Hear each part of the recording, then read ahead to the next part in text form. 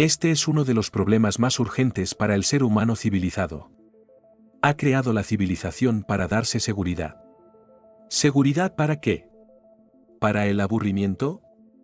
Su problema principal parece ser que la mayoría de los seres humanos necesitan cierta cantidad de desafío, de estímulo externo, para evitar hundirse en la mirada vacía y la conciencia en blanco del idiota. Colin Wilson, Nuevos caminos en psicología. Durante la mayor parte de la historia humana, el ocio era un lujo escaso.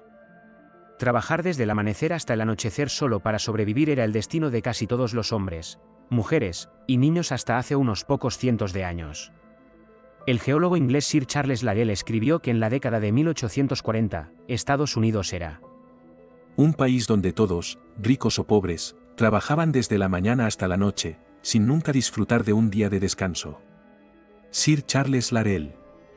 Con el inicio de la Segunda Revolución Industrial a fines del siglo XIX, y la rápida intensificación de la división del trabajo que la acompañó, se produjo una revolución del ocio. Este periodo de rápido desarrollo industrial, no solo impulsó a muchos fuera de las tierras de cultivo hacia las grandes ciudades en busca de trabajo, sino que las horas fijadas asociadas con el trabajo industrial dejaron a las masas, por primera vez en la era moderna, con tiempo libre programado para dirigir sus propias actividades. Han pasado más de 100 años desde esta revolución del ocio, y los frutos de la civilización se han vuelto más abundantes y el ocio, más generoso. Quizás más que en cualquier otro momento de la historia de la civilización, el individuo promedio de hoy está libre de la lucha diaria por la supervivencia. Pero con esta nueva libertad, cada uno de nosotros se enfrenta a una pregunta crucial: ¿para qué somos libres? En otras palabras, ¿cómo vamos a usar el tiempo que tenemos que no está dedicado a las necesidades de la vida? Pocos contemplan esta pregunta.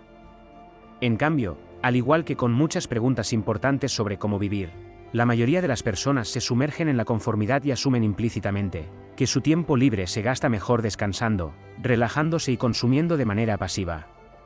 Y como resultado, tales vidas adquieren una forma común y siguen un curso análogo al descrito por el filósofo del siglo XX, Richard Taylor.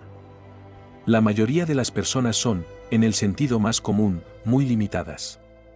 Pasan su tiempo, día tras día, en actividades ociosas y pasivas, simplemente observando las cosas, juegos, televisión, lo que sea.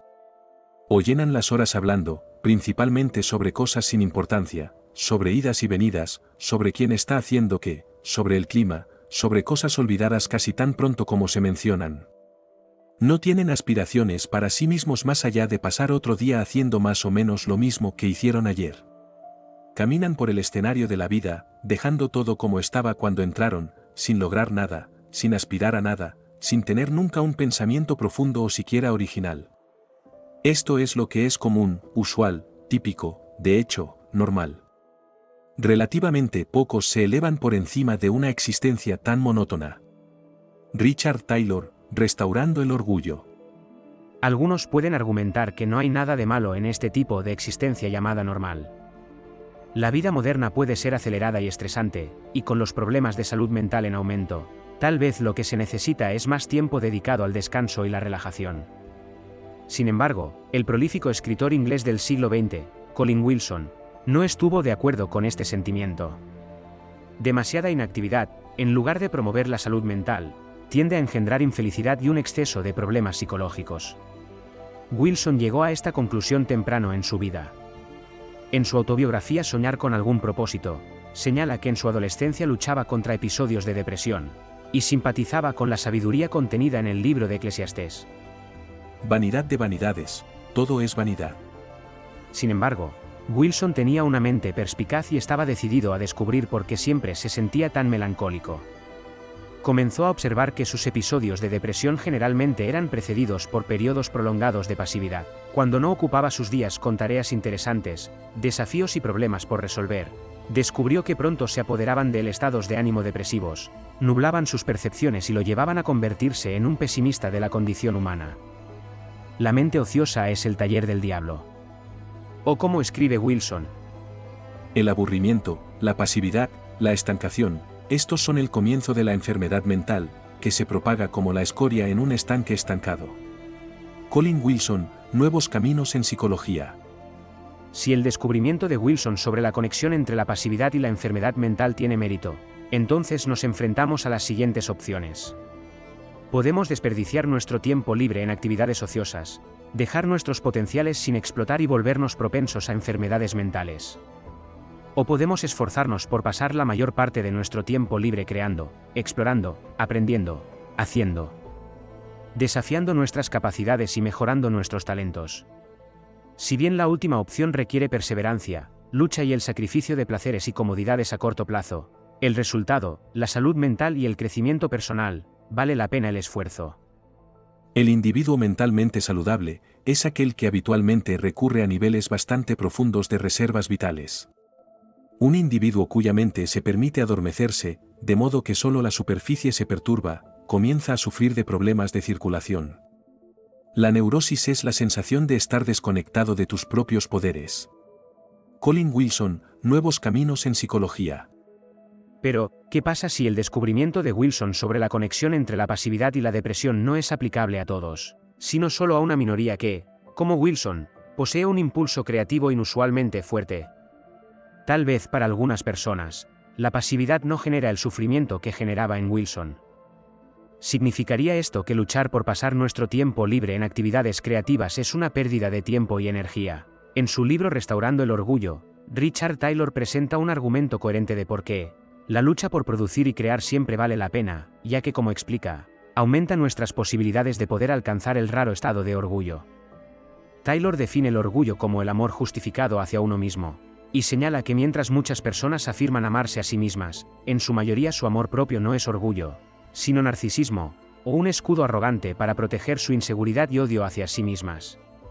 Para estar verdaderamente orgulloso, explica Taylor, uno debe tener el tipo de amor que está justificado por el tipo de persona que eres. Es decir, debes cultivar una habilidad extraordinaria en un ámbito específico y así alcanzar la excelencia personal, que te distingue de los demás. La idea de que algunas personas son superiores a otras ofende el gusto moderno, ya que, como señala Taylor, muchos han confundido la igualdad de derechos con igualdad de valor. Aunque cada individuo tiene derechos naturales y debe ser tratado de manera igual ante la ley, eso no significa que todos tengan el mismo valor. Los antiguos griegos reconocían esta diferencia. Mientras la mayoría se dedicaba a encajar en la multitud, unos pocos cultivaban virtudes o habilidades excepcionales, producían obras de gran valor o seguían un camino hacia la grandeza personal, sin importar los aplausos u opiniones de los demás. Taylor señala que solo estos individuos superiores pueden amarse a sí mismos de manera auténtica, sin falsas pretensiones. Por lo tanto, la próxima vez que tengamos tiempo libre y la libertad de elegir nuestras actividades, en lugar de recurrir automáticamente al control remoto, a actividades pasivas en Internet, o a conversaciones superficiales, deberíamos preguntarnos si el placer y la comodidad que brindan estas actividades valen la pena. Aunque la pasividad no genere en nosotros el pesimismo y la depresión que experimentó Wilson, sin duda disminuye nuestro valor como seres humanos, y reduce nuestras posibilidades de alcanzar el amor propio que acompaña al verdadero orgullo. ¿Cómo explica Taylor? Algunas personas, sin duda, nacen y están destinadas a tener una vida común, sin un propósito significativo, pero eso es relativamente raro. La mayoría de las personas tienen la capacidad de ser creativas, y algunos la poseen en un grado excepcional. Sin embargo, muchas personas, quizás la mayoría, se conforman con los placeres efímeros y las satisfacciones del lado más animal de nuestra naturaleza. De hecho, consideran que sus vidas son exitosas si las atraviesan con el menor dolor posible, disfrutando de diversiones placenteras de momento a momento y con la aprobación general de quienes les rodean. Y esto ocurre a pesar de que, con frecuencia, tienen la capacidad de hacer algo que quizás ningún otro ser humano haya hecho antes. Simplemente hacer lo que otros han hecho con seguridad y comodidad no es suficiente. Hacer algo verdaderamente original y hacerlo bien, ya sea apreciado por otros o no, es lo que realmente define nuestra humanidad y es lo único que justifica el amor propio que es el verdadero orgullo. Richard Taylor, Restaurando el Orgullo.